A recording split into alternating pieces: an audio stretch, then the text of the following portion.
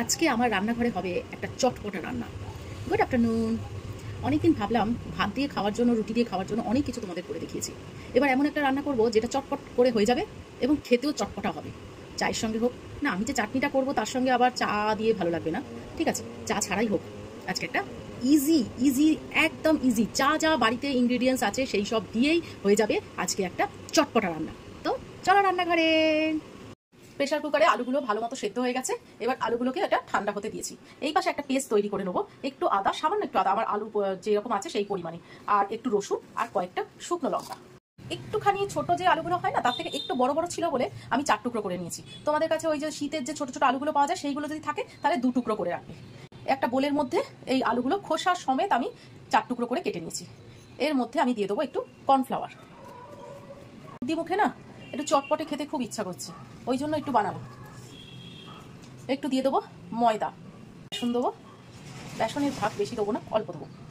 পরিমাণ মতো নুন দেবো। আর এই যে মশলাটা করেছিলাম পেস্টটা, আদা রসুন আর শুকনো লঙ্কা, এইটা দিয়ে দেবো।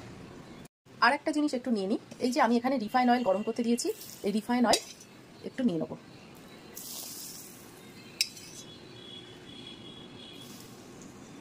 3 চামচ নিলাম, এরকম ছোট চামচে 3 চামচ নিলাম। এবার এটা সুন্দর করে মেখে নিই। হালকা হাতে সুন্দর করে মেখে নিয়েছি। বেশি চটকে চটকে মাখবে না, তাহলে কিন্তু আলু ভেঙে যাবে, কারণ এটা সম্পূর্ণ সেদ্ধ করা আছে। আর সেদ্ধ করা থাকার জন্য আমাকে বেশিক্ষণ ধরে ভাজতেও হবে না। এই এক একটা করে আলু নেবো আর এখানে ফ্রাই করে নেবো।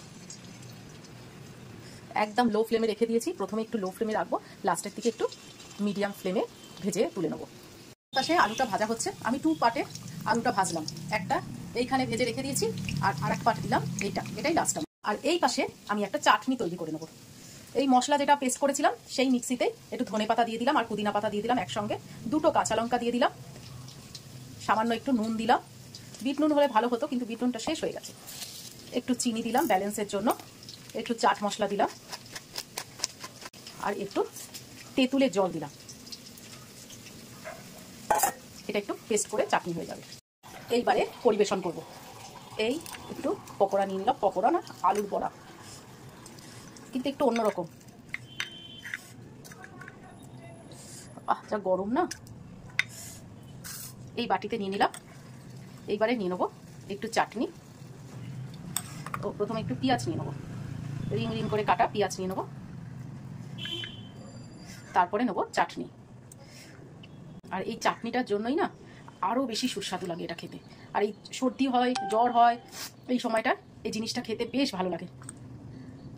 খেয়ে দেখো একবার। আমি একটু বেশি চাটনি নিচ্ছি, কারণ আমার টক জাতীয় জিনিসগুলো খেতে ভালোই লাগে। চোখ মুখ দেখেই বুঝতে পারছো প্রচণ্ড সর্দিতে ভুগছি, কিচ্ছু খেতে ইচ্ছা করছে না।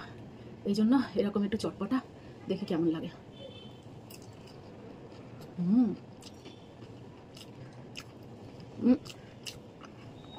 চাটনিটা দেওয়ার কারণে না মুখটা ছেড়ে যায়। যাদের যাদের এরকম সর্দি হয়েছে, পারলে একটু বানিয়ে খাও, কষ্ট করে। বেশিক্ষণ তো লাগে না, আলুর খোসাও ছাড়াতে হয় না, কিছু না। এরকম করে খাও, মুখটা ছেড়ে যাবে, সত্যি বলছি।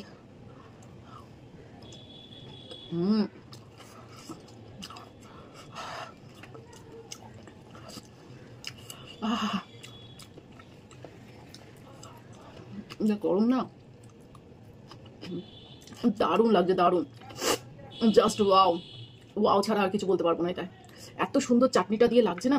চাটনিটা অবশ্যই করবে, যদি চা দিয়ে খেতে চাও আলাদা ব্যাপার, চাটনিটা দিয়ে করবে। তেঁতুল পড়েছে তো, দারুণ লাগছে, দারুণ। প্লিজ একবার করে খাও, রিকোয়েস্ট। তো টাটা, আজ আর ভালো লাগছে না শরীরটা।